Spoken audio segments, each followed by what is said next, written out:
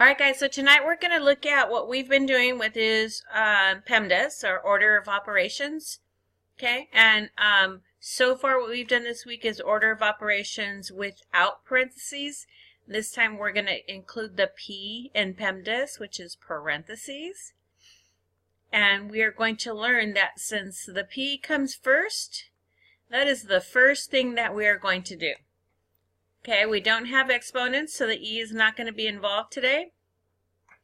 We will do our multiplying and dividing from left to right, and then add and subtract from left to right.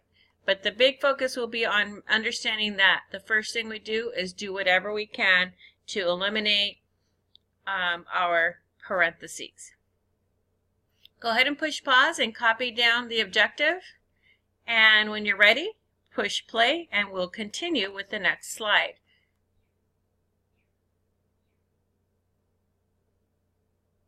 Great. Okay, so here we are. Slide number 2. So these are the steps in solving problems using PEMDAS that include parentheses. Sorry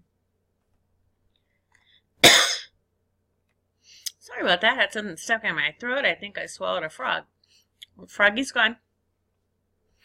So I want you to go ahead and copy this down, okay? Because these steps are very important, and as you are writing them, I want you to say them out loud. So you're going to write your main sentence here. It says when you have different operations in a math problem, you need to solve them in a specific order.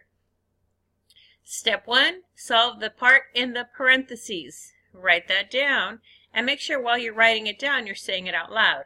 Step 2, multiply and divide. Step 3, add and subtract. Okay, the reason why I have you writing it down and saying it while you're reading it is that it means that you get that information into your system using different modalities. So reading it is a visual way, writing it is kinesthetic, and listening to it is auditory. So we hit a lot of your senses by doing that, and it makes it really easy to recall that information, or easier, I should say. So go ahead and push pause if you haven't already copied it down. And when you're ready to begin again, push play, and we will join you on the next slide.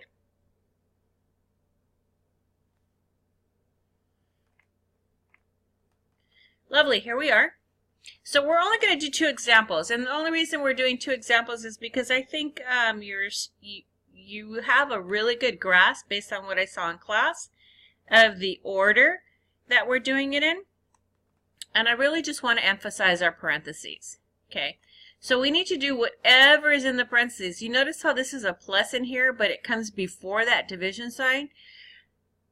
This is where that exception to the rule comes in. We need to make sure we do this before we do that. Otherwise, I would be doing 3 divided by 2 and then adding 9. Okay, so let's go ahead and do our 9 plus 3. That gives me 12. And then I'm going to bring down the rest of my problem, which says divided by 2. But if we're doing this algebraically, I'm going to write it algebraically. We're going to say 12 divided by 2. And then I'm going to use my multiplication chart or my calculator and say 12 is divided by 2.